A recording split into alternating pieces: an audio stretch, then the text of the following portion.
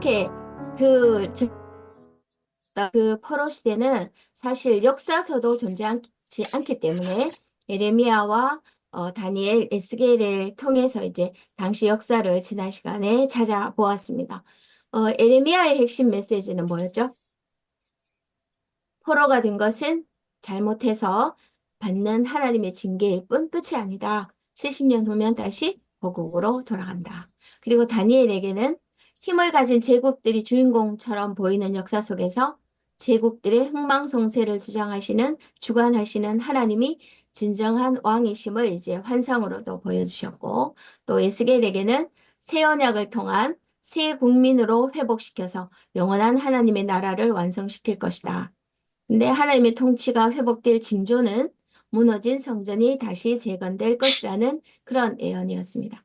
이 포로로 끌려온 백성들은 처음에는 곧 돌아갈 수 있지 않을까 기대했겠죠. 그래서 누군가는 2년 만에 갈 수 있을 것이라 하고 또 본국에서 보내온 에레미야의 편지를 보면 70년을 기다리라고 하니 갈피를 잡지 못하고 에스겔을 찾아와서 막 묻기도 하고 또 자기들에게 불리한 예언을 하는 에레미야를 죽이라고 또 본국에 편지를 보내보기도 했습니다. 그러다가 이제 포로로 끌려온 지 12년째에 고국이 완전히 망하고 예루살렘 성전도 파괴되었다는 소식을 듣게 된 이후부터 에스겔의 말이 제대로 들리기 시작했고 바벨론에 잘 정착해서 탁월하게 살아남습니다. 성전이 없으니까 제사 예배를 드리지는 못하지만 회당을 짓고 그룹그룹 모여서 하나님 나라의 회복을 기다리며 말씀을 배우는 회당 문화가 이때부터 생겼습니다. 이로 인해서 이제 지금 구약 성경으로 묶인 이 사본들이 모아지고 정비되는 발판이 마련되면서 유대인이라는 칭호, 그리고 유대교라고 불리는 새로운 정체성을 띤 공동체를 형성하게 됩니다. 그래서 이들 가운데서 포로 귀환을 이끌어갈 지도자들인 스룹바벨, 에스와 또 학개, 스가랴, 에스라, 느헤미야 같은 탁월한 믿음이 나올 수 있었던 것 같습니다. 그래서 오늘은 드디어 예언이 현실이 되어서 이 포로들이 돌아오는 이야기가 시작이 됩니다. 11과 보면은 그런데 예루살렘 성전은 재건되고 성경 공부 부흥이 일어나는 것을 보라. 그 다음에 12과 하나님의 나라가 가까이 올 것 같은 예감이 들지 않는가. 이렇게 됩니다. 그래서 이제 오늘 배울 이제 성경 네, 범위는 지난 시간까지 이제 여기까지 배웠습니다. 이제 남은 성경은 이렇게 남아 있습니다. 그러니까 초록색 역사서, 역대상하, 레스라, 에스더, 느헤미야가 남아 있고요. 그 다음에 빨간색 예언서, 학개, 스가랴, 말라기 이렇게 남아 있습니다. 그래서 오늘은 요 7권을 가지고 구약의 마지막 역사인 포로 귀환 역사를 공부하게 됩니다. 근데 이 부분을 이해하기 위해서는 에스라를 이제 기본 베이스로 해서 요 나머지 6권이 그 에스라 스토리에 어떻게 연결되는지를 알면 됩니다. 그래서 이제 제가 보내드린 유인물에 이렇게 에스라를 베이스로 해서 포로 귀환 역사를 총정리한 표를 보여드렸는데 이 표를 보면서 이제 전체 스토리를 한번 살펴보도록 하겠습니다. 여기 무대 AB가 있는데 A는 예루살렘이고 B는 바벨론 땅 페르시아라는 거 기억하시고 자 페르시아의 고레스 왕이 칙령을 발표함으로써 스룹바벨과 예수아를 중심으로 이제 1차 포로 귀환이 일어납니다. 그리고 이제 귀환한 이들은 제일 먼저 제사와 절기를 다시 지킴으로써 유대인으로서의 정체성을 확인하게 됩니다. 그리고 이제 이어서 다음 해부터 이제 성전 재건을 시작합니다. 하지만 이미 그곳에 살고 있던 사마리아인들이 이제 방해했기 때문에 오랜 시간 동안 이제 공사가 중단되고 맙니다. 이때 네, 학개와 스가랴 선지자가 등장해서 성전을 재건할 것을 격려합니다. 그러니까 학개와 스가랴서가 이제 이때 발생하게 된 것이죠. 그 결과 네, 이제 성전을 완공하게 되는데요.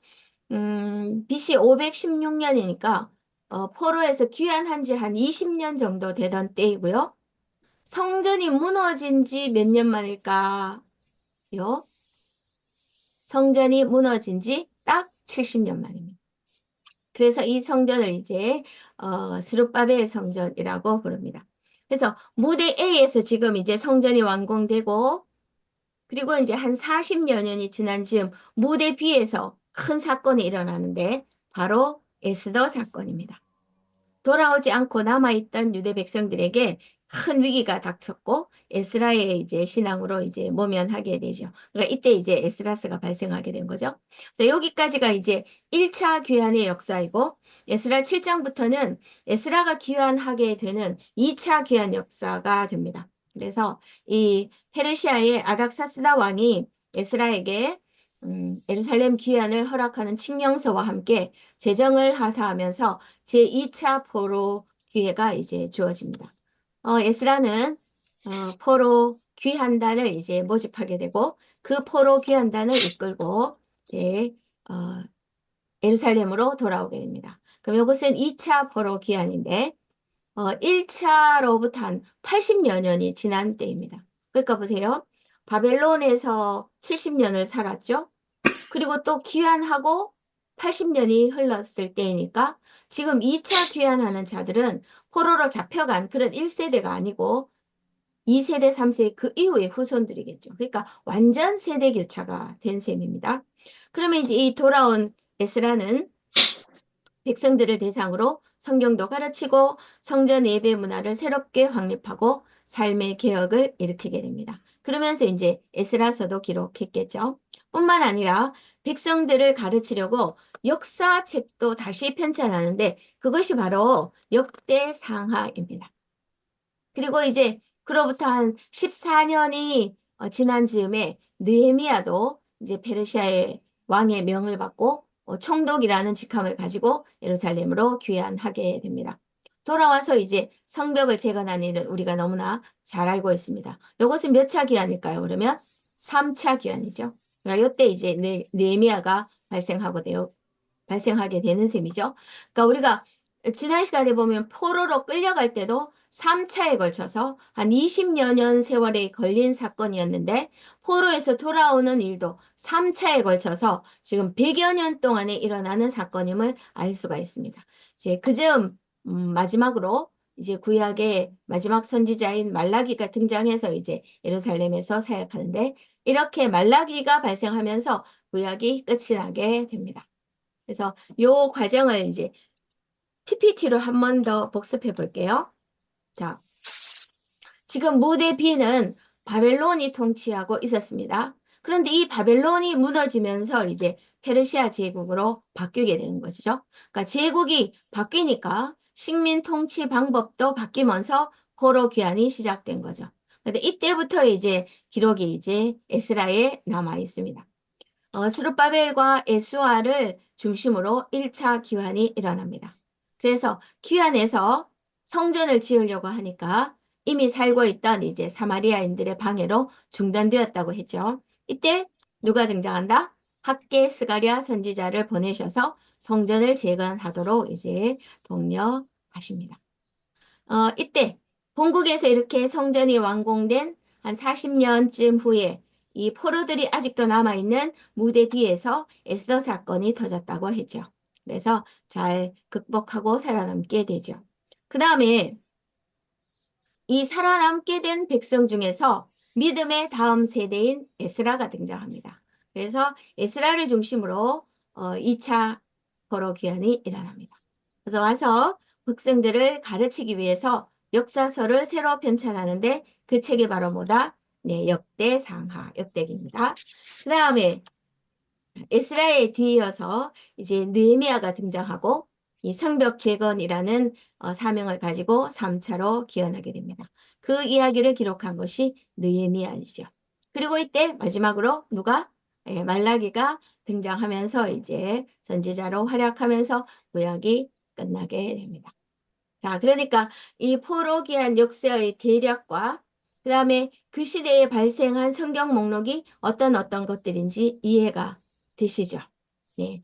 그러면 이제 요 내용들을 성경을 이제 보면서 조금 짚어 보려고 하는데요. 다 일일이 살펴볼 수는 없고 조금 중요한 부분만 한번 짚어보도록 하겠습니다.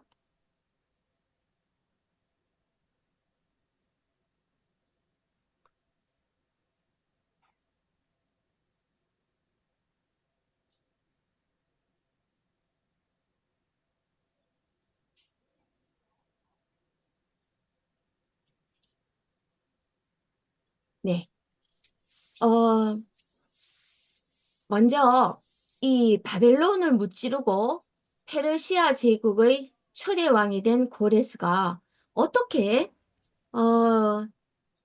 자기가 왕이 되자마자 이 백성들의 이 포로 귀환 칙령을 내리게 되었을까 궁금하시죠? 예, 그래서 이 에스라에 보면은요, 여호와께서 고레스의 마음을 감동시켜서 된 일이라고 기록합니다. 고레스가 말하기를 하늘의 하나님 여호와께서 세상 모든 나라를 내게 주셨고 나에게 명령하사 유다 예루살렘에 성전을 건축하라 하셨나니 그의 백성된 자는 다 예루살렘을 올라가서 성전을 건축하라고 공포합니다. 굉장히 신기한 일이죠.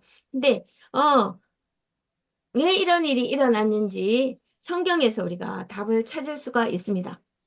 여기 고레스가 이런 일을 하게 될 것을 이미 150년 전에 이사야가 예언했다는 놀라운 사실입니다. 이사야 44장 28절을 보면 고레스가 예루살렘을 중건하고 성전 기초가 놓여지게 하는 자라고 예언되어 있습니다.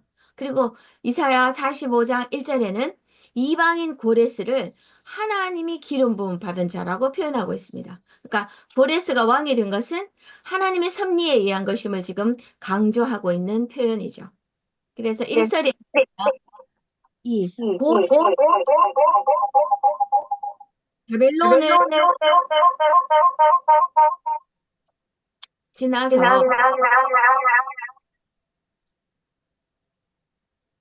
고레스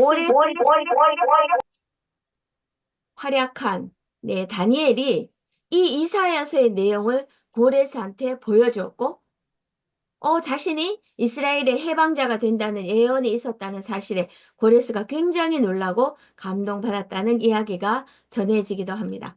근데 역사학자들은 고레스에 의해서 이렇게 포로 귀환이 있었다는 사실을 사실 믿기 어려웠는데 고레스의 칙령이 적힌 이 고레스의 실린더가 1879년에 발견되었고요. 현재 대형 박물관에 소장되어 있습니다.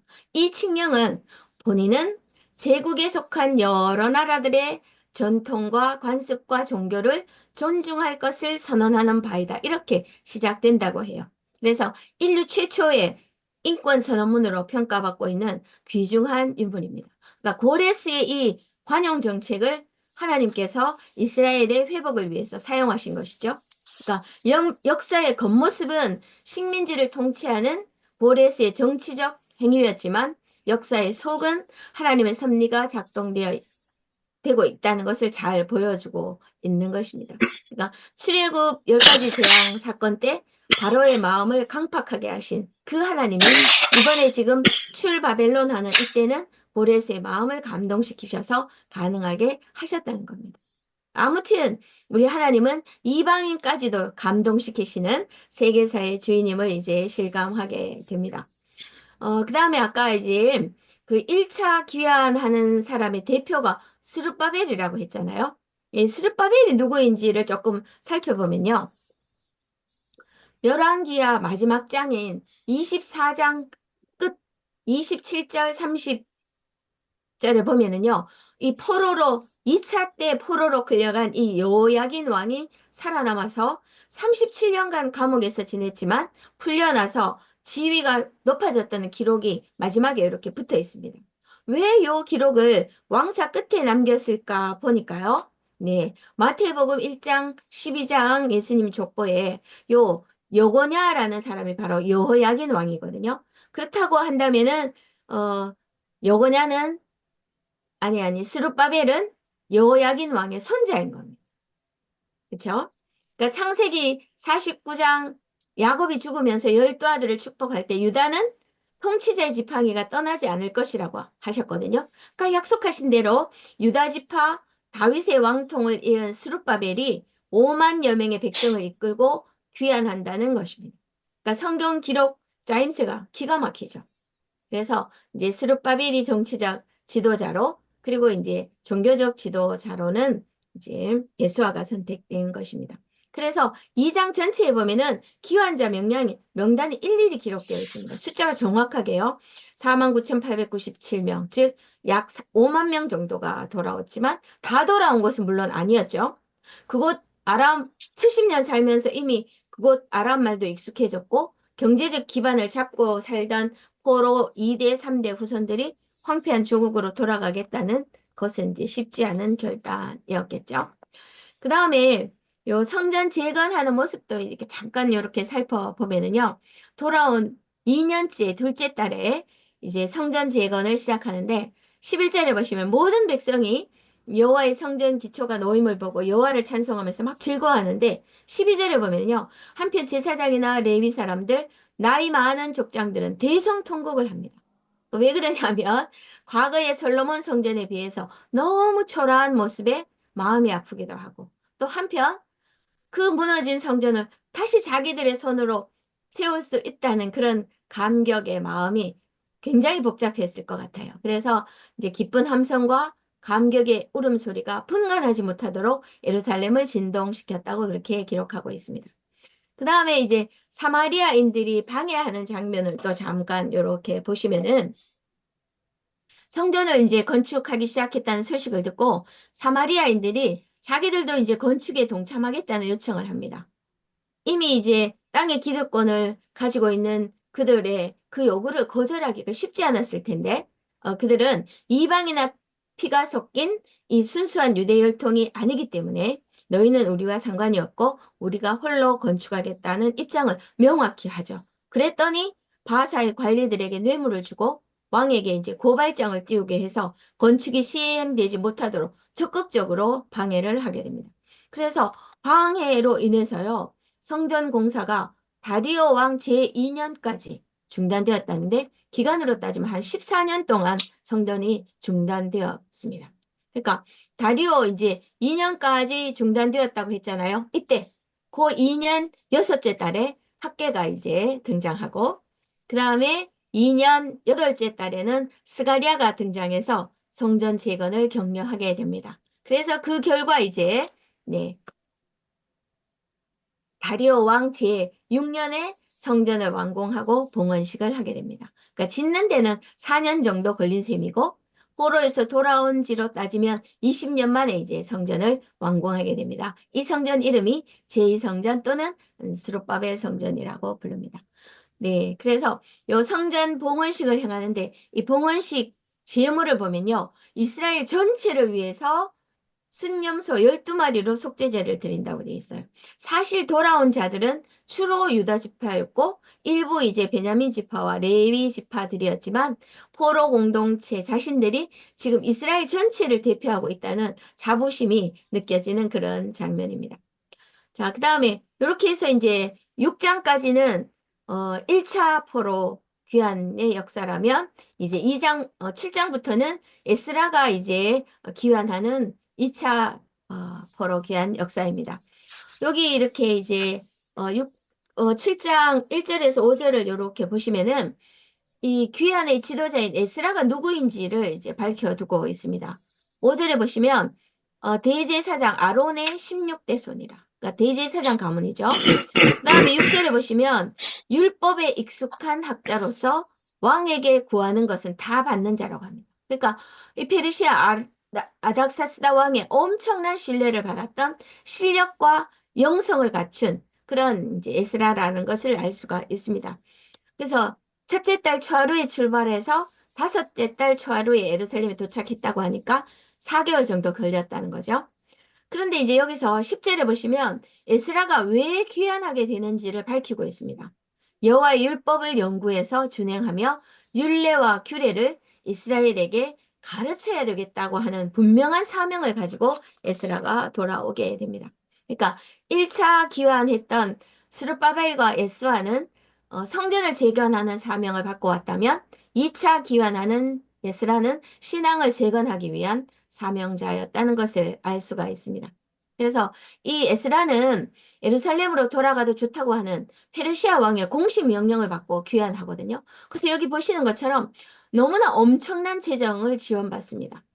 그뿐만 아니고요. 그 다음에 보면은 뭐 어마어마한 행정 지원까지를 받게 되는데 이것을 이제 포함하는 그 아닥사스다 왕의 조서가 13절에서부터 26장에 걸쳐서 자세하게 소개되어 있습니다. 이게 이제 공식 문서이다 보니까 당시 공식 공용어인 아람어로 쓰여진 문서인데, 그러니까 히브리어로 기록된 이 구약 성경에도 이 부분은 그대로 아람어로 기록되어 있다고 해요. 그래서 역사적 문헌으로서의 가치도 굉장히 크다고 합니다.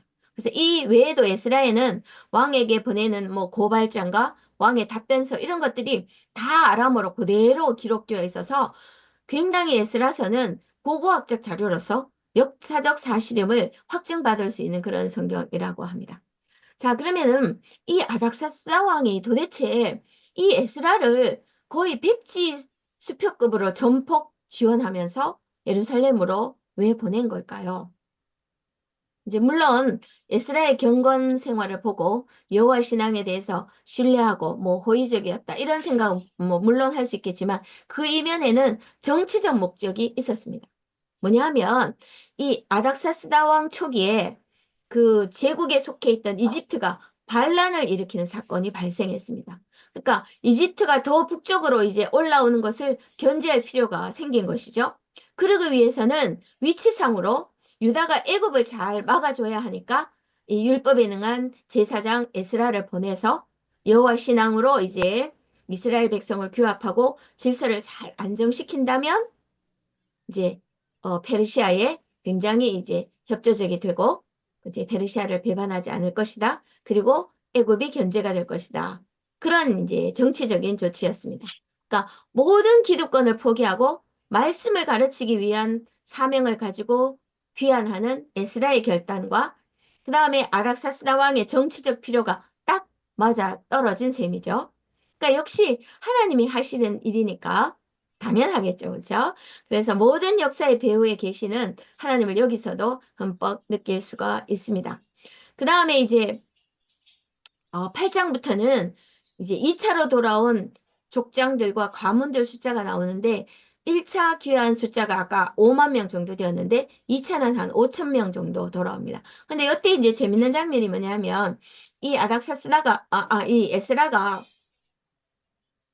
예루살렘으로 이제 또 돌아갈 사람들을 이제 강가에 모이게 살펴보니까 레위 자손들이 하나도 없는 겁니다. 그래서 이제 추가 모집하는 장면이 나오는데 왜냐하면 이제 돌아가면 신앙을 회복하고 성전 예배의 문화를 일으키고 싶었기 때문에 그것을 위해서는 반드시 성전에서 필요할 레위인들이 필요하기 때문에 이제 레위인들을 찾기 위한 추가 모집을 한 장면도 볼 수가 있습니다. 그 다음에 이제 9장부터는 이제 에스라의 개혁에 대해서 나오는데요. 신앙 교육을 제대로 가르치겠다는 사명을 가지고 돌아왔잖아요. 근데 에스라가 이제 방백들의 보고를 받아보니까 성전 재건되어서 예배는 드리고 있지만 신앙은 제대로 세우지 못하고 있음을 확인하게 됩니다. 그 상징적인 모습이 바로 뭐냐면 가나안 원주민들과 똑같이 우상을 섬기는 가증한 일을 행하고 있고 그들의 딸들과 혼인해서 섞이는 그런 죄가 만연해 있는데 방백들과 고관들이 더 으뜸이 되었음을 보게 됩니다.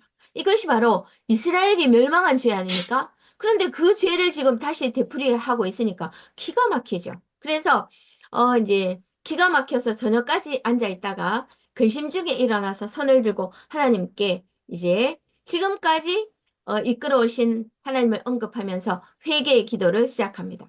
이런 악한 행실과 죄로 말미암아 포로로 갔지만 하나님이 이만큼 남겨주셨는데 우리가 어찌 다시 주의 계명을 거역하고 이 가증한 백성들과 통원하로일까? 그리하면 주께서 어찌 우리를 멸하시지 않으리까 하고 이제 회개 기도를 하니까 직접 죄와 상관이 없는 에스라가 연대 책임을 지고 우리라고 하면서 막 자기 민족의 죄 때문에 부끄러워하고 울고 애통하는 모습을 보니까 이제 백성들이 회개 운동에 동참하게 됩니다. 그래서 10장으로 가보시면요. 네. 네, 우리 하나님의 명령을 떨며 준행하는 자의 가르침을 따르겠다. 이 사람이 바로 누굽니까? 에스라죠. 그래서 에스라의 가르침을 따라서 이방인 아내와 그들의 소생을 다 내보내기로 하나님과 언약을 세우겠다고 이제 신앙의 용단을 내리고 율법대로 살 것을 맹세하면서 자발적인 신학 개혁이 일어납니다. 그럼 뭐 맹세로만 그친 것이 아니고 실제로 에스라가 사람을 선임해서 10월 1일부터 다음에 1월 1일까지 3개월 동안 이제 자발적 참여를 유도하면서 조사해서 이방 여인과 결혼한 남자들을 밝혀내고 이제 청산할 수 있도록 도와줍니다. 자, 이때 100% 동참했을까요? 항상 반대하는 사람들은 꼭 있습니다. 그렇죠? 근데 여기 보시면은 제사장들 중에도 이방 여인을 아내로 마르는 자가 있다고 하니까 백성들은 오죽했겠습니까? 그래서 이제 10장 18절부터 44장까지 길게 이 회개에 동참한 자들의 명단이 하나하나 소개되어 있습니다. 참 부끄러운 명단이지만 한편 스스로 회개를 결단한 귀한 사람들이라고 할 수 있으니까 이 에스라가 명단을 일일이 소개한 것 같아요. 성경 참 재밌죠, 그죠? 네. 그래서 이제 9장, 10장에 걸쳐서 에스라가 포로 귀한 백성들과 함께 펼친 이제 신앙 회복 운동을 보았는데 이때 에스라가 이 포로 귀한 백성들을 가르치려고 다시 쓴 역사책이 아까 역대상하라고 말씀드렸죠. 자, 역사 공부는 왜 합니까? 자신들의 뿌리를 알고 또 과거의 잘못을 되풀이하지 않기 위해서 꼭 필요한 공부가 아니겠습니까? 그래서 이제 유인물 두 번째 장 2번 이제 역대상하를 한번 이제 공부해 보려고 하는데요. 이 역대상하는 열왕기와 똑같이 왕정시대 역사 기록인데 왜 다시 기록했을까요? 기록자인 에스라는 이스라엘 땅에 살다가 포로로 잡혀간 사람이 아니라고 했죠. 바벨론 땅에서 태어난 포로 3, 4대쯤 되는 사람이에요. 근데 남의 땅에 살면서도 모세오경을 공부한 율법에 능한 학사요 제사장이라고 그랬죠. 거기다가 페르시아 정부의 그 아닥사스다 왕의 신임까지 얻어낸 신실한 사람이었어요. 이 에스라는 눈에 보이는 나라는 망했지만 하나님이 이루시려고 하는 하나님의 나라는 포로 백성들을 통해서 다시 이루어진다고 하는 그야말로 남은 자로서의 존재의 의미를 정확히 깨닫게 됩니다. 그걸 깨닫고 보니까 그렇다면 나는 무엇을 해야 하는지 결심이 서게 된 거죠. 포로 귀한 백성들을 잘 가르쳐서 하나님 나라를 계승할 사명을 심어주어야겠다. 그러려면 먼저 역사 공부를 통해서 너희들이 과연 어떤 백성인지, 하나님께서 너희들을 지금까지 어떻게 인도해 오셨는가를 똑바로 인식시켜야 되겠다 생각하고 이제 역사책을 다시 쓰게 된 것입니다. 그래서 이 역사책 역대상하의 핵심이 한마디로 뭐라고 하면 너희 포로 공동체는 도대체 누구냐 하는 질문에 우리는 내 왕위가 영원하리라고 다윗에게 약속하신 바로 그 다윗의 혈통으로서 진정한 하나님 나라를 계승할 자라는 것입니다. 그래서 이 왕정시대 역사인 역대하 끝과 이 포로 시대 역사인 에스라 맨 앞을 기가 막히게 이제 연결하고 있는데 그 부분을 한번 확인해 보겠습니다. 네, 저는 에스라 1장 1절부터 3절을 읽을 건데요. 여러분은 지금 화면에 있는 역대하 마지막 구절을 한번 눈으로 확인하십시오. 저는 에스라를 읽습니다. 바사왕 고레스 원년에 여호와께서 에레미야의 입을 통하여 하신 말씀을 이루게 하시려고 바사왕 고레스의 마음을 감동시키심에 그가 온 나라에 공포도 하고 조소도 내려 이르되 바사왕 고레스는 말하노니 하늘의 하나님 여호와께서 세상 모든 나라를 내게 주셨고 나에게 명령하여 유다 예루살렘에 성전을 건축하라 하셨나니 이스라엘의 하나님은 참신이시라. 너희 중에 그의 백성된 자는 다 유다 예루살렘으로 올라가서 이스라엘의 하나님 여호와를 건축하라. 그는 예루살렘에 계신 하나님이시다. 어떻습니까?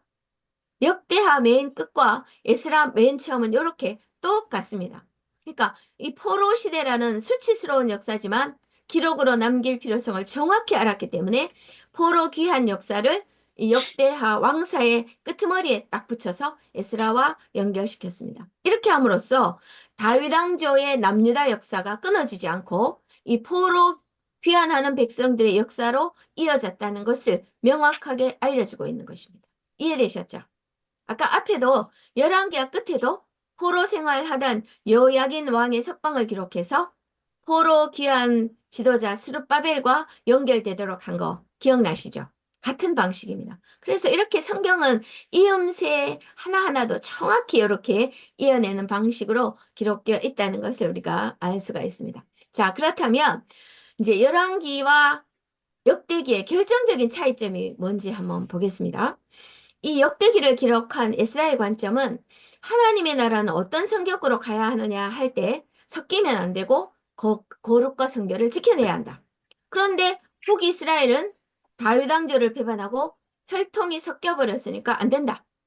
그렇지만 남방 유다는 비록 포로로 잡혀가기는 했어도 선지자들을 통해서 계속 하나님의 말씀이 나타나는 것을 보고 하나님 나라를 이어가는 것은 이 유라 포로 백성들이구나 하는 것을 에스라가 깨달았다는 겁니다. 그렇기 때문에 에스라는 북방 이스라엘 역사를 다 잘라내야 한다고 확신했습니다. 그래서 역사책을 다시 쓸 수밖에 없었던 거죠. 제가 물고기 그림으로 확인시켜 드릴게요. 앞에서 배운 열왕기 물고기와 다른 점이 눈에 들어오시나요? 에스라가는 북방 이스라엘 역사는 아예 지워버렸죠. 그리고 지금 이렇게 남유다 역사만을 기록했습니다. 요게 역대기 물고기입니다. 함께 놓고 제가 비교 한번 해드리겠습니다. 위에 이제 물고기 그림이 열왕기 물고기 그림이잖아요. 자, 열왕기는 왜 썼다고 했죠? 포로된 백성들에게 나라가 망한 이유를 설명하기 위해서라고 했죠. 그러다 보니까 이 북이스라엘의 여로보암과 아합 이야기를 길게 할 수밖에 없었고 밑에 있는 남유다서는 가늘게 배경 처리했었습니다. 그렇죠? 그런데 지금 아래쪽에 있는 역대기 물고기는 북이스라엘의 역사 위쪽은 아예 없죠. 그리고 남쪽의 유다만 이제 선명하게 기록했습니다. 왜냐하면 기록 목적이 다르기 때문입니다. 그러니까 역대기는 포로 백성들이 아니고 포로 귀환한 백성들에게 자신들의 정체성을 알려주기 위해서, 다른 말로 하면 하나님 나라의 정통이 누구냐 할 때 남유다 다윗 왕조임을 말하는 책이 역대상하이기 때문입니다. 그러니까 같은 이제 왕정시대 역사 기록이지만 다른 관점으로 쓰였다는 것이 확실하게 이해되시죠?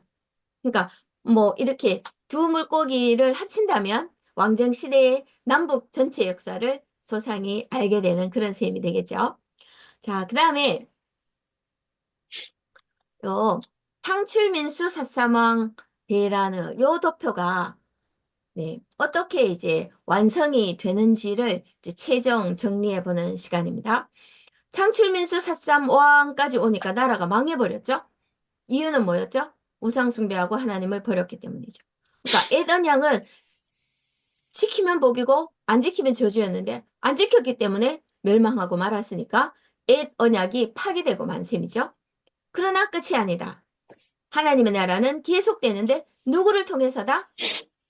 바로 포로 귀환한 너희들이 하나님 나라를 회복하기 위한 남은 자들, 주인공이다 하는 이런 역사 인식을 바탕으로 하나님의 나라는 남유다 포로 귀환 공동체를 주인공으로 다시 이제 방향을 잡겠다는 의미로 아랫줄로 내린 겁니다.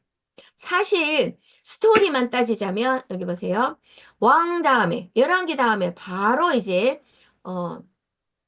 에스라를 연결해도 스토리에는 문제가 없습니다. 그런데 굳이 그 사이에 대라고 하는 것을 집어넣었단 말이죠.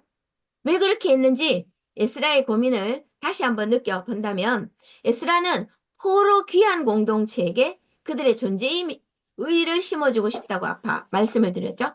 그래서요, 그 방법을 고민한 흔적이 역대상 1장부터 드러납니다. 그러니까 바벨론과 페르시아라고 하는 대제국을 직접 경험한 이 포로 귀한 백성들에게 그것보다 더 높으신 하나님을 어떻게 증명해낼까 고민했죠. 아하, 아담부터 시작해서 흐르는 역사관을 심어야겠다고 생각합니다. 아담을 지으신 분은 우주를 창조하신 하나님이시니까 너희는 바로 그 창조주의 나라 백성이라는 역사관입니다. 그러니까 전 우주의 우주적인 맥락 속에서 유다 이제 역사를 다루어야 되겠다 생각하고 이렇게 아담으로부터 시작된 아담으로부터 이제 고레스까지 역사를 역대기에 이렇게 다 담아서 지금 에스라로 연결시켰다는 거예요. 창출, 민수, 사사망 요 역사 전체를 요 역대기 안에 다 담고 압축해야 되는데 다 담을 수 없으니까 족보로 이제 처리하게 됩니다. 그리고 이제 거기에 이어서 네, 에스라, 느헤미야 이렇게 이제 포로 귀환 시대를 이어붙여서 이 포로 귀환 공동체가 신약으로 이어지는 이제 기관차 역할을 하려는 의도입니다. 그래서 이제 대를 읽을 때는 창출민수 사삼왕 올 때까지 대 이렇게 길게 읽으시는 것이 좋습니다. 자, 그러면 이들은 어디까지 가나? 네, 예수님이 오실 신약까지 이어갈 주인공들입니다.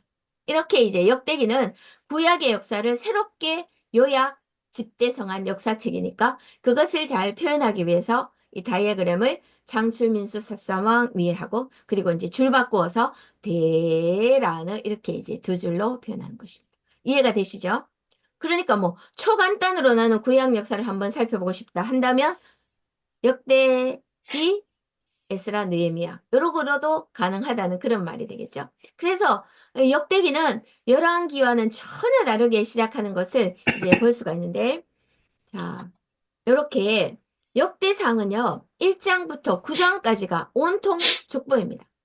1장 1절 아담부터 시작해서 9장 포로 귀한 백성까지 성경에서 가장 긴 족보입니다. 이것은 역대기가 단순한 왕정시대 역사가 아니라 너희가 어디서부터 흘러왔는지를 역주행해서 뿌리를 찾아 올라가면 아담에게까지 올라간다는 것이죠. 그러니까 너희야말로 우주 만물을 창조하신 그 하나님의 나라 백성들이 지금 여기 존재하고 있다는 그런 논리죠. 그래서 창세기부터 이제 자초지정을 다 말하고 싶은데 내용이 많아서 못하니까 지금 이렇게 족보로 처리한 것입니다. 그러니까 이 족보를 통해서 하나님 나라 백성의 역사는 창세기 아담부터 한순간도 계보가 끊어지지 않았음을 보여주면서 바로 그 연속선상에 포로지에서 돌아온 백성 너희들이 있다는 사실을 족보로 보여줌으로써 그들의 혈통적 뿌리와 함께 이제 언약 백성의 정체성을 재확인시켜주는 중요한 족보입니다. 그리고 이렇게 제가 빨간색으로 표현했는데 2장에 보면 소개를 할 때도요. 유다 지파 자손들이 가장 먼저 소개되고 그 다음에 이제 중앙에 6장에 가보면은요. 레위 지파에 대한 족다가 가장 자세히 가장 길게 기록하고 있다는 점도 굉장히 눈에 띄는 족보인데 그 이유는 이제 차차 알게 됩니다. 자, 그리고 이제 그러면 이제 3번 이제 성전 재건을 격려한 아까 선지자 학계를 이제 한번 살펴보도록 하겠습니다. 아까 학계가 요 다리왕 2년 성전 중단되었을 때 나타난 학자라는 거 말씀드렸고요. 그때요 이제 본문을 보면은 이 학계가 솔로몬 성전을 직접 본 사람인 듯한 표현이 나와요. 그래서 아마 본토에 남아있던 나이 많은 선지자가 아닐까 이렇게 추정이 되는데 아무튼 요 상황을 이제 설명해 보면 성전 재건 공사는 14년째 중단되어 있죠. 귀한 자들의 경제적 생활은 심히 어렵죠. 사마리아인들의 위협은 계속되고 있는 암담한 현실에다가 선지자들도 이제 나타나지 않으니까 믿음이 흔들리고 소망이나 목표도 없는 그런 이제 상황이었어요. 이때 학계가 이제 하나님의 말씀을 받고 이제 스룹바벨과 예수야에게 전달하기를 너희는 판벽한 집, 그러니까 지붕도 있고 벽도 있는 그런 집에 살면서 성전을 황폐하게 두는 게 옳으냐. 크고 화려한 성전이 아니라 산에 나무를 가져다 성전을 지어도 기뻐하겠다 하십니다. 그러니까 이 말을 듣고는 이제 성전 공사를 시작하게 되는데 계속해서 주신 말씀을 보면은 스룹바벨아 스스로 굳세게 할지어다 내가 너희와 함께 하노라. 그러니까 두려워하지 말고 이제 성전을 지으라고 격려하고 그리고 이 성전의 나중 영광이 이전 영광보다 크리라 하시면서 하늘과 땅을 진동시키고 여러 왕국들의 보좌를 엎을 날이 올 것이라 말씀합니다. 그러니까 이렇게 이제 스룹바벨 성전이 재건하게 될 것을 약속하시면서 나아가서 영원한 하나님 나라가 완성될 비전을 보여주시면서 이제 중단된 성전 격려를 독려하게 되고 이제 백성들은 새로운 미래를 꿈꿀 희망이 생겼죠. 그러면서 이제 성전 재건을 시작할 수 있게 된 것 같습니다. 그 다음에 이제 스가랴입니다. 스가랴도 역시 이제 이 학계보다 2개월 후에 이제 부름을 받는데 또 본문 내용을 살펴보면 이제 제사장 가문이고 부름받을 당시 굉장히 젊은 나이고 포로에서 귀환한 자가 아닌가 이렇게 추정이 됩니다. 그러니까요, 이제 학계 스가랴의 사역을 통해서 조금 신학적인 포인트를 잡는다면 학계는 이제 포로로 끌려가지 않고 남아 있었던 나이든 선지자였을 것으로 추정이 되고 또 스가랴는 포로에서 돌아온 젊은 선지자라고 말씀드렸잖아요. 그러니까 이제 이 남은 자라는 사상이 아까는 포로 귀한 자가 바로 남은 자다. 이런 에스라의 주장이 있었다면 이제는 그 포로 귀한 자에 더해서 남아있는 자를 포함해서 이제는 성전을 재건하는 자가 바로 진정한 남은 자다. 이런 이제 것을 보여준다고 볼 수도 있겠습니다. 어쨌든 스가랴는 이제 1장 8절부터 전반부와 이제 9장부터 후반부 사역으로 구분이 되는데요. 1장부터 8장 전반부는 중단된 이제 성전 재건을 격려하는 환상을 통해서 예언하는 건데요. 이 성전이 재건될 것을 확신할 수 있도록 8가지 환상을 보여주시는데 마지막으로 보시면은 이제 여호수아, 즉 에스라가 대관식이라는 행동 예언으로 성전 재건이 확실함을 이제 보여주십니다. 그리고 이제 9장부터 14장은 미래의 메시아 왕국에 대한 묵시적인 예언입니다. 그러니까 에스겔이나 계시록 같은 그런 장르라는 거죠. 건물로서의 성전 재건 차원이 아니라 성전이신 메시아와 그분의 강림에 대한 예언들이 막 등장하는데 이사야와 더불어 메시아 예언이 가장 많이 기록된 성경 기록입니다. 많이 인용이 됩니다. 그래서 이제 저 9장에 보시면은요. 나귀 새끼를 타고 오실 예수님의 초림 예언부터 은 30개로 팔리게 될 것. 그리고 예수님의 재림으로 이제 완전 회복이 일어날 것까지 예언합니다. 그래서 그날이라는 단어가 21번 등장하고 만군의 여호와라는 이름이 46번이나 등장합니다. 이 지금 포로로 귀환하긴 했지만 상황이 좋지 않으니까 그날을 소망하면서 성전을 짓도록 격려하고 그리고 반드시 언약이 성취된다는 그런 분으로서 이제 만군의 여호와로 등장하시는 겁니다. 그래서 또 그 많이 인용되는 말씀 중에 이런 게 있어요. 그날에 그의 발이 예루살렘 앞 동쪽 감람산에 서실 것이요. 막 이렇게 되어 있고 또 마지막 전쟁 때는 섰을 때에 살이 썼고 눈동자가 눈구멍에서 썼고 혀가 입속에서 썼고 뭐 이런 이제 구체적인 표현들이 굉장히 많이 나오거든요. 그러다 보니까 이제 우리나라에도 서울 삼각산이 감람산이라면서 재림을 모여서 기다리는 이단들도 있었고요. 또 이스라엘에 가면 이 감람산 앞은 온통 공동묘지입니다. 그러니까 메시아가 여기 오시고 이제 죽은 자가 부활할 것이니까 가장 먼저 부활하고 싶은 그런 열망이 담겨 있는 거죠. 또 이제 마지막 전쟁은 핵전쟁이 될 거라고 추측하는 일도 연출되고 있어서 우리가 굉장히 좀 주의가 필요한 그런 성경입니다. 아무튼 이 스가랴서는 성전 재건은 곧 여호와의 주권이 회복되는 것이고 종말에 메시아가 오셔서 왕국이 완성되는데 그 하나님 나라 건설의 완성 지점을 이제 성전 재건 완성으로 표현하면서 이제 격려하고 있습니다. 그래서 거듭 말씀드리지만 예언서는 항상 가까운 미래의 성취와 종말론적 성취를 내다보는 이유중적 예언으로 나타난다는 것을 여기서도 이제 볼 수가 있습니다. 자, 그 다음에 이제 5번째로 에스더로 한번 넘어가 보겠습니다. 네. 그 바벨론 땅에 남아있던 유대인 학살 음모 사건이죠. 요게 이제 아수로 왕 때 일어나는데 아수에로 왕은 세계사에서는 크세르크세스 왕으로 기록이 됩니다. 이 페르시아 제국의 최전성기라 볼 수 있는데 여기 등장하는 대표적인 인물 중에 이제 모르드게는 베냐민 자손이고 하만은 아각 자손이라고 이렇게 아각 사람이라고 소개되어 있습니다. 이 하만을 아각 사람이라고 굳이 밝히는 이유는 그 애굽을 떠나 시내산으로 가는 여정에서 아멜렉과 싸움이 있었고 그때 하나님이 아말렉 족속을 완전히 멸하라고 한 그 아말렉 족속이기 때문입니다. 그래서 사무엘 15장에도 보면 이 베냐민 지파인 사울왕이 아말렉 족속을 무찌르고도 이 아말렉과 아각을 잘못 처리해서 하나님 앞에서 실패하는 이야기가 나왔죠. 근데 지금 바벨론에서 다시 베냐민 후손인 모르드게와 아말렉의 후손 하만이 지금 대결하게 되었다는 겁니다. 그래서 그 페르시아 정부의 고관이었던 하만이 자신에게 절하지 않는 모르드게에게 분노해서 전국의 유대인을 멸절하려는 계획을 세우고 이제 왕에게 허락을 받지만 에스더로 인해서 실패하게 됩니다. 근데 하만이 유대인을 죽이려고 계획했던 그날 12월 13일에 에스더의 지혜로 오히려 하만이 죽음을 당하는 역전이 일어나고 유대인들은 살아남게 되는데 그날이 이제 어떻게 결정되었느냐 하면 주사위의 일종인 부르를 던져서 결정된 날이라고 해서 유대인들은 그날을 이제 불임절이라고 부릅니다. 그러니까 불임절은 레위기에는 없는 절기이지만 지금도 이스라엘 백성들이 열심히 지키고 있는 절기입니다.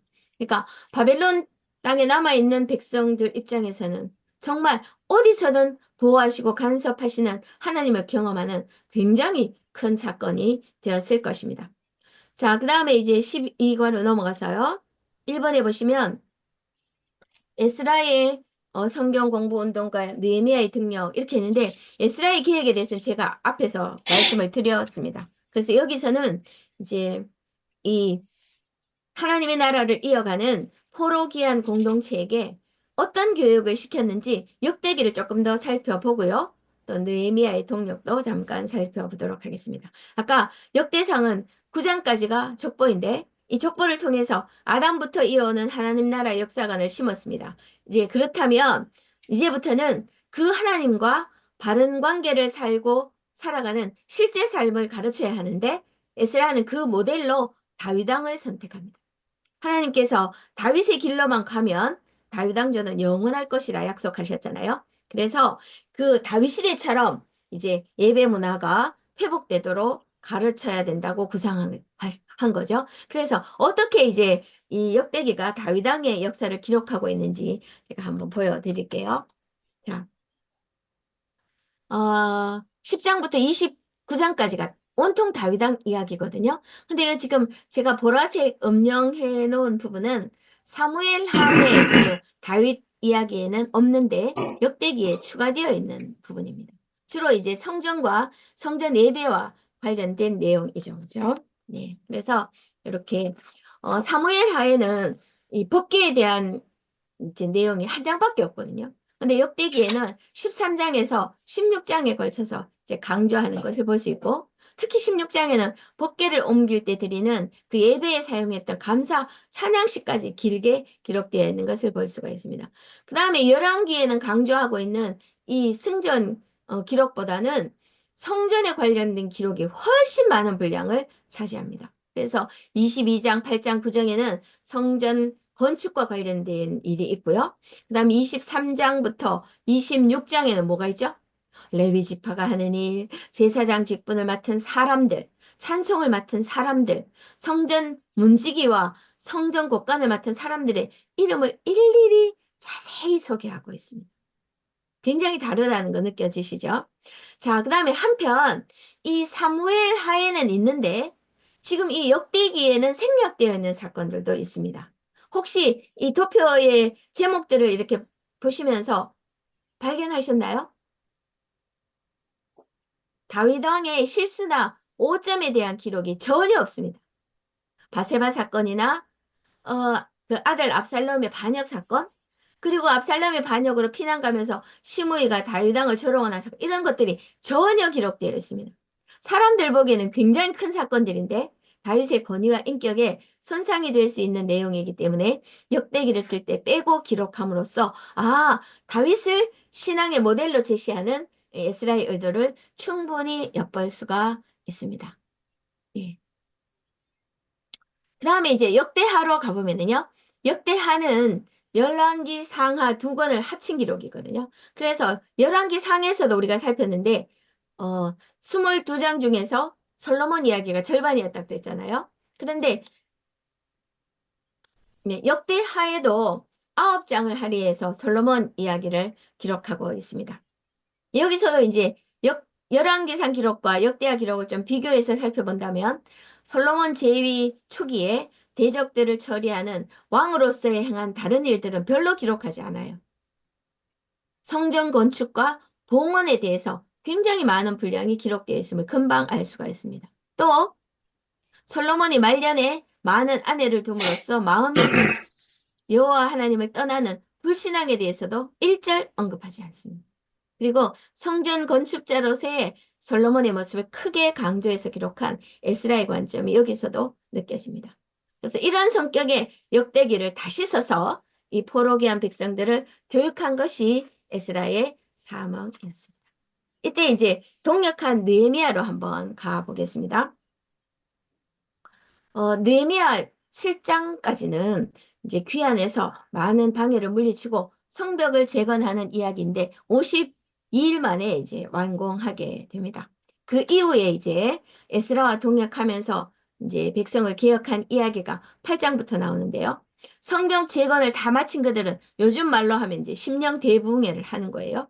그래서 명절이 있는 일곱째 달에 일제히 수문학 광장에 모여서 이제 느헤미야는 에스라에게 율법책을 가져오기를 청하고 새벽부터 정오까지 에스라가 율법책을 막 낭독합니다.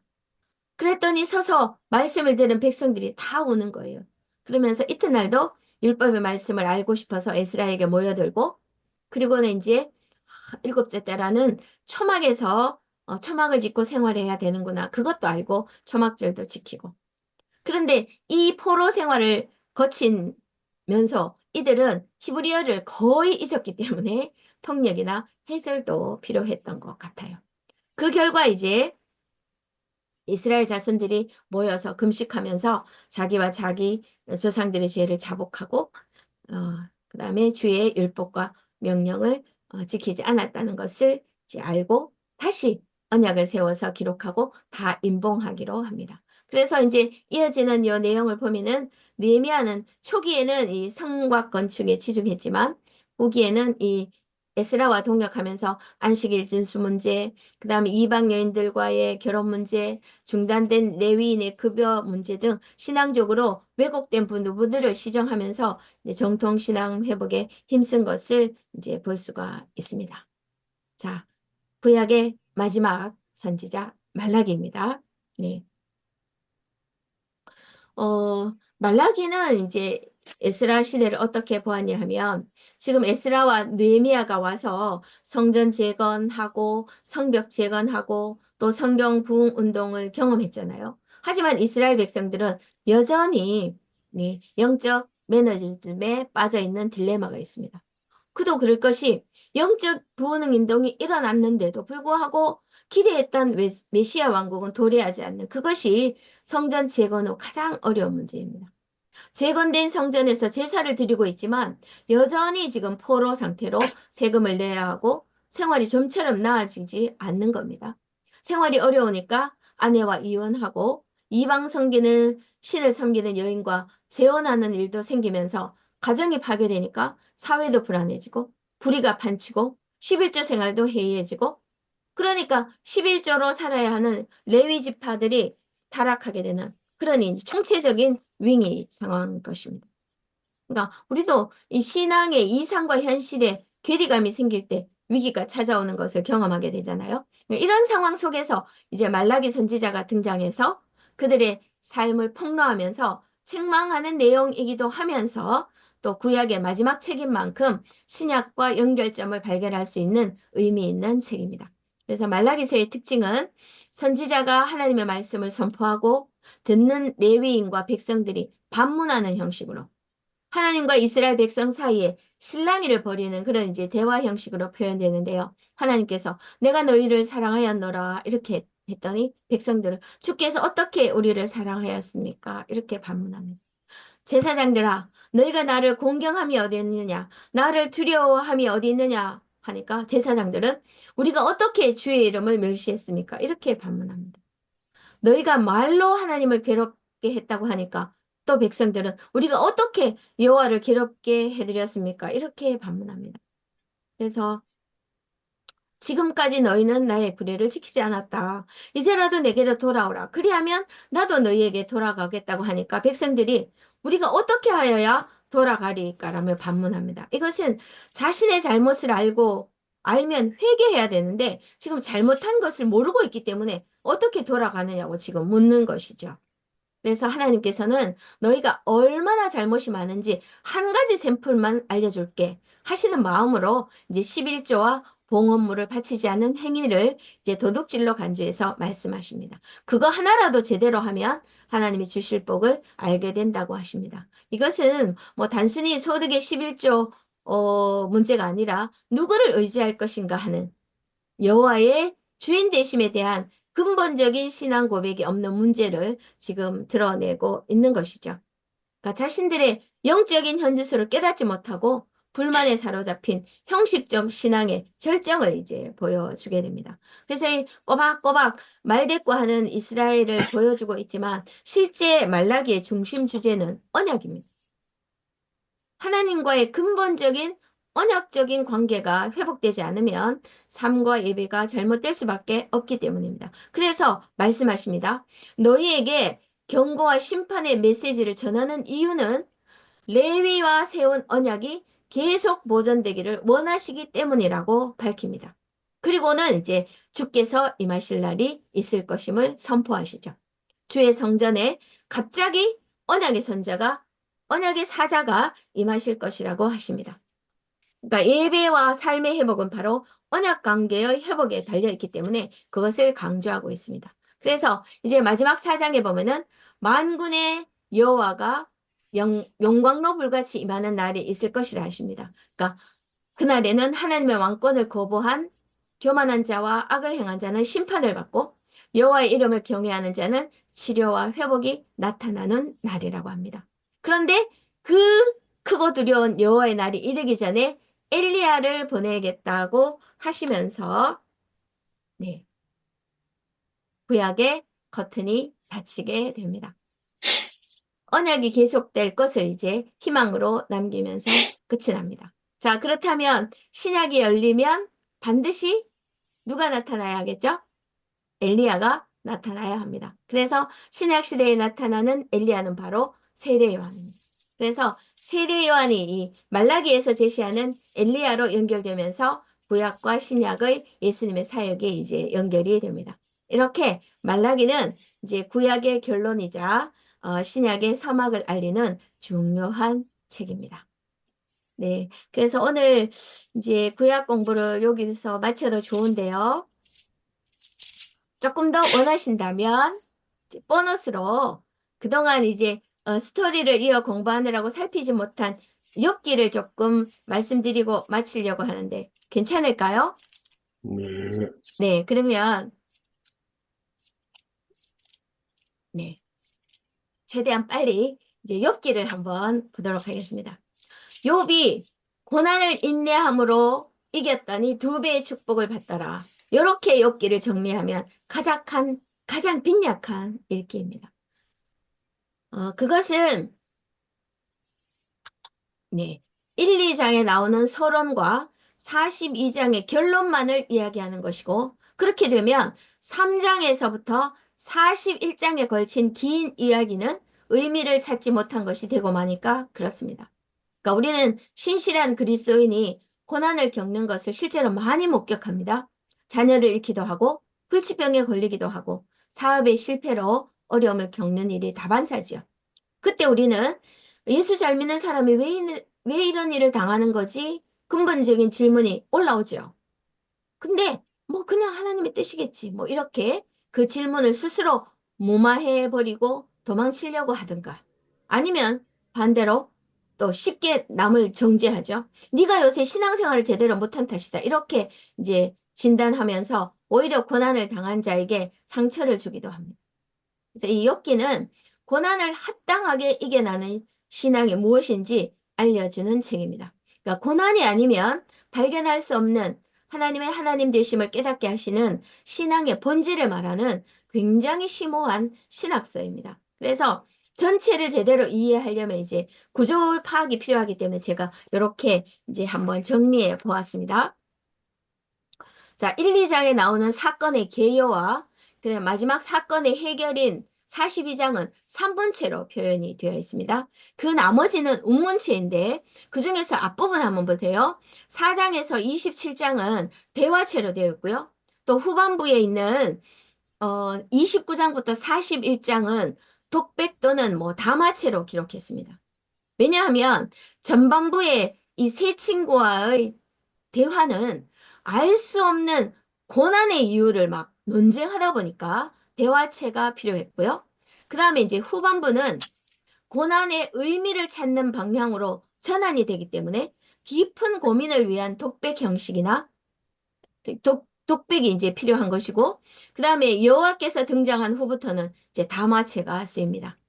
그런데 그 가운데 요 전환의 계기를 제시하는 28장은 또 시로 표현하고 있습니다.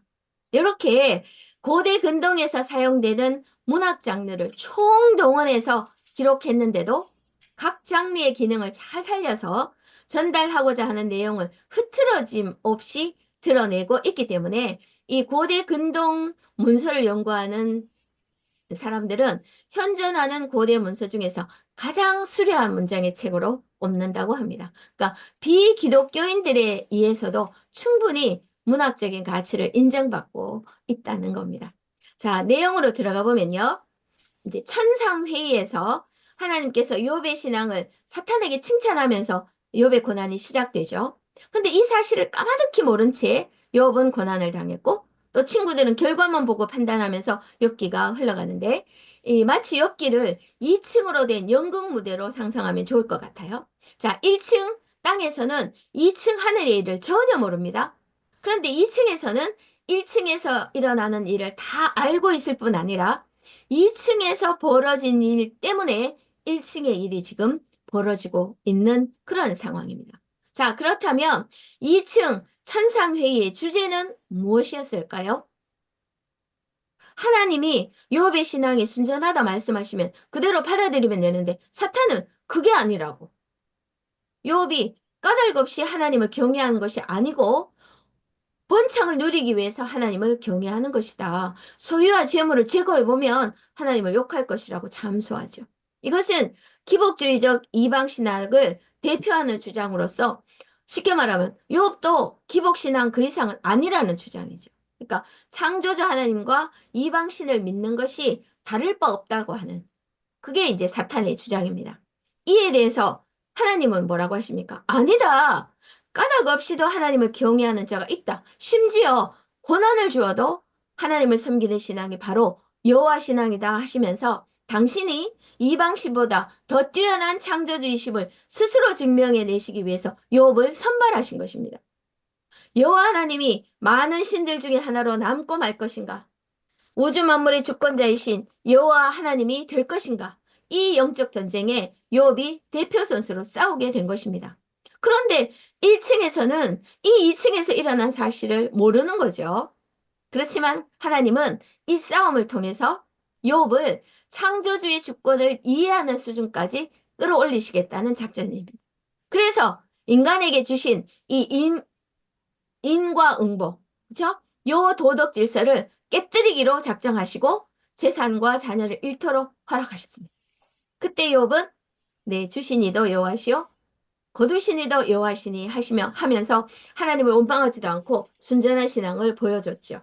그리고 더 나아가서 온몸에 종기가 나서 괴로워하니까 하나님을 욕하고 죽으라는 아내의 도전에도 우리가 하나님께 복을 받았은즉 화도 받지 아니하겠느냐 하면서 이제 이 모든 일에 범죄하지 않았습니다. 이때 세 친구가 이제 위로하기 위해서 왔고 사실 밤낮 7일 동안 함께 있어 주었습니다. 근데 이제 문제는 네, 이 고난을 잘 인내했던 욥이 괴로움이 계속되니까 이제 생일을 저주하면서 이제 탄식하기 시작합니다. 신앙은 지켜내야겠는데 자기가 아는 신앙의 원칙은 지켜지지 않고 그렇다고 하나님을 원망할 수도 없으니까. 그쵸? 빛이 그날을 비추지 않았더라면 별들이 어두워졌더라면 하면서 창조 내용을 뭐 거꾸로 바꾸어서 묘사하면서 정말 내가 왜 태어났을까 하는 이런 이제 혼란스러운 자신의 마음을 표출합니다. 늘 믿어왔던 인과응보의 원리가 제대로 작동되지 않는 것 같다는 깊은 회의가 담겨 있는 말들입니다. 친구들에게 남아 위로받고 싶어서 하소연하면서 이제 이 논쟁이 대화 형식으로 전개가 됩니다. 자, 그러면 이렇게 시작된 1층 땅에서 벌어진 난상 토론의 주제는 뭘까요? 욥의 고난을 두고 하나님이 창조 세계를 어떻게 통치하시는가라는 주제에 대해서 입장이 지금 다른 겁니다. 친구들의 입장은 하나님은 창조 세계를 공의로 다스리시는데 그것이 인과응보의 원리로 구현된다는 것입니다. 의인은 복 주시고 악인은 벌하시는 것이 하나님의 질서라는 것이죠. 그렇다면 욥이 이런 재앙을 당한 이유는 당연히 죄를 지었기 때문이라고 주장할 수밖에 없는 겁니다. 그러면 친구들이 주장하는 이 인과응보의 원리가 비성경적일까요? 그렇지 않습니다. 성경의 기본 원리이기도 하고요. 특히 잠언에 보면 온통 하나님은 의인을 복 주시고 악인은 벌하신다는 그 응보의 원리가 가득 차 있습니다. 자, 그렇다면 여러분, 친구들의 바르지 못한 점은 과연 뭘까요? 친구들은 보응의 틀 안에서만 하나님의 통치를 설명하려 한다는 점입니다. 그들은 기도하지 않습니다. 2층이 있다는 것을 생각지 못하는 것입니다. 바리새인처럼 율법을 지킬 뿐이지 율법은 주신 하나님을 향하지 못했습니다. 욥이 당하는 고난이 뭐였죠? 천상에서 하나님이 사탄에게 욥의 믿음을 자랑하면서 시작되니까 사실 우리는 결코 그 원인은 알 수 없는 겁니다. 그런데 알 수 없는 고난에 대해서 각자 자기가 가지고 있는 신앙으로 이제 설명하다 보니까 그 신앙이 무너지면 자기들 신앙이 무너지니까 양보할 수 없는 싸움이 되고 만 것이죠. 우리도 고난을 인간 편에서만 바라본다면 친구들의 입장이 되어버릴 수밖에 없습니다. 그렇죠? 그러니까 알 수 없는 원인에 집착하지 말고 이런 재난을 주신 하나님의 목적에 관심을 두었어야 했는데 결과만 보고 판단하면서 모든 것을 다 하는 것처럼 하나님의 주권을 제한하는 것이 친구들이 바르지 못한 점이라 하겠습니다. 그러니까 1층이라는 자신의 틀 안에서만 보고 있는 겁니다. 하나님은 지금 1층에서 작동되던 틀을 깨겠다고 시작하신 일인데 말입니다. 자, 그러면 욥은 어떤 입장일까요? 하나님께서 창조 세계를 공의로 다스리며 공의는 인과응보의 원리로 구현된다는 친구들의 입장에 충분히 동의합니다. 그런데 친구들아, 너도 알고 나도 아는 그것만으로는 내 상황이 설명되지 않는다고 지금 아우성을 치는 겁니다. 그러니 자기의 의로움을 결코 양보할 수가 없는 겁니다. 친구들은 양보하지 않는 그 점 때문에 점점 강도 높게 회개를 촉구했던 것이죠.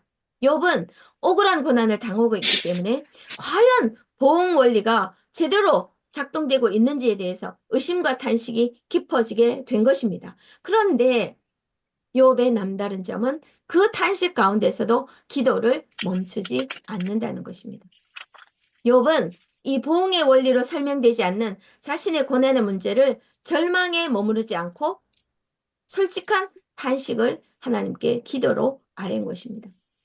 친구들에게는 여전히 인과응보의 질서가 전부이고 욥을 그 질서 안에 가두려 하지만 욥은 그것으로 답이 안 되니까 이 질서를 만든 이가 있다는 대로 나아가고 있다는 것입니다. 그러니까 1층에서 일어난 일 그 너머 2층을 향해서 믿음의 순례길을 계속 걸어가는 점이 본받아야 할 욥의 신앙입니다.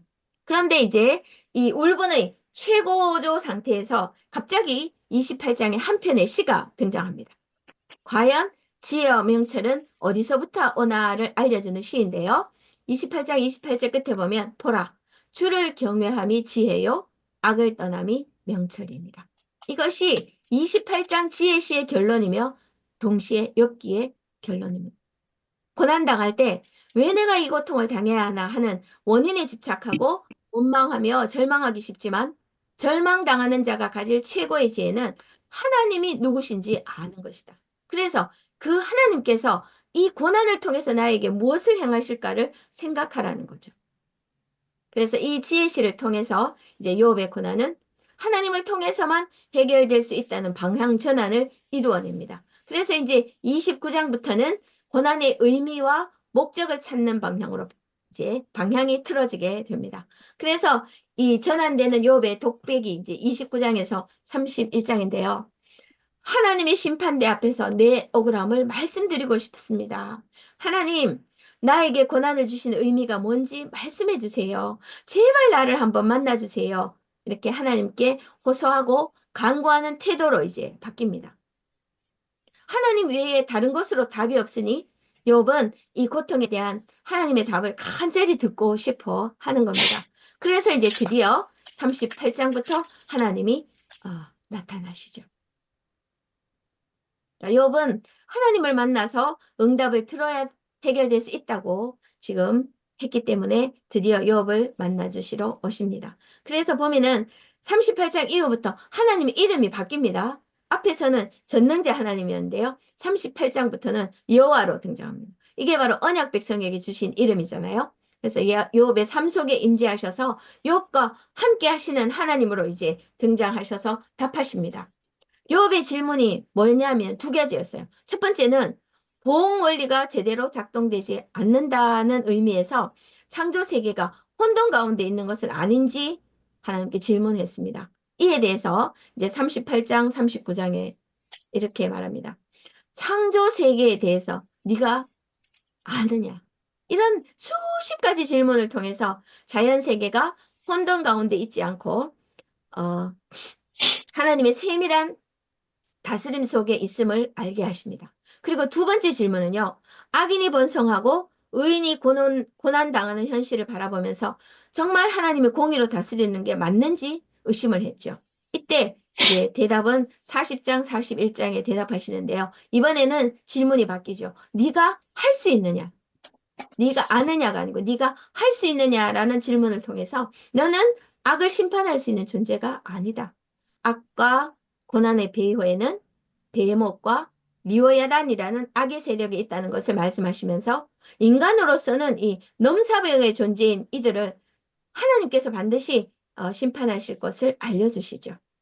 이런 이제 하나님의 말씀을 들은 욥은 42장에 보면은 인간 지혜의 한계를 고백하면서 하나님의 주권적 섭리를 이제 인정하게 됩니다. 내가 주께 대하여 귀로 듣기만 하였사오나 이제는 눈으로 주를 배움나이다. 이렇게 고백합니다. 바로 고난을 통과한 믿음의 사람의 고백입니다. 하나님은 귀로만 들으면서 의롭게 살아서 많은 소유로 만족하는 그런 욥이 아니라 하나님의 영광을 눈으로 보는 그 지경까지 오르는 욥으로 세우시기 위해서 고난을 허락하셨던 것이고 그의 결막에 이제 욥은 그 고난을 통과하면서 지금까지 이해했던 세상 인과응보를 넘어서 창조주 하나님의 주권이라는 2층의 세상에 대해서 비로소 이제 눈이 열리게 된 것입니다. 그리고 마지막으로 이제 하나님은 욥의 손을 들어 주시죠. 그래서 이제 친구들과의 관계도 회복시켜 주시고 자녀와 재물의 축복도 주시면서 이제 욥기가 끝났는데요. 이 욥기의 핵심 인물과 주제는 고난도 아니고 욥도 아닙니다. 그 고난에 대해서 대답하시는 하나님, 그분이 주인공이고 핵심입니다. 그래서 고난을 통해서 하나님을 눈으로 보고 경험할 수 있도록 다가오시는 하나님. 그 하나님을 갈망하는 과정 속에서 이제 하나님 보시기에 가장 합당한 모습으로 이제 고난을 이겨내기를 바라시는 하나님이 욥기의 주인공입니다. 이제 이렇게 엽기를 정리하고 보면은 보이는 게 있습니다. 오늘 이제 부활절도 보냈는데요. 십자가의 고난으로 순종함을 배워서 온전하게 되신 예수님이 보이지 않습니까? 네. 보응원리의 관점에서 보면 죄가 없으신 주님은 고난받으실 아무런 이유가 없으시죠. 그런데 그분이 억울한 십자가 형벌을 받으심으로 고난과 악의 문제를 해결하셨습니다. 고난과 악의 문제에 대한 근본적인 하나님의 해결책은 바로 예수 그리스도의 십자가 사건이었고 그분이 다시 재림하셔서 사탄을 영원한 심판에 이르게 하실 것이지만 그 시와 때는 정확하게 우리가 알지 못하는 사실, 이것이 오히려 고난 가운데 살아가는 우리의 신앙을 이끄는 핵심 동력임을 저는 역설적으로 느낄 수가 있었습니다.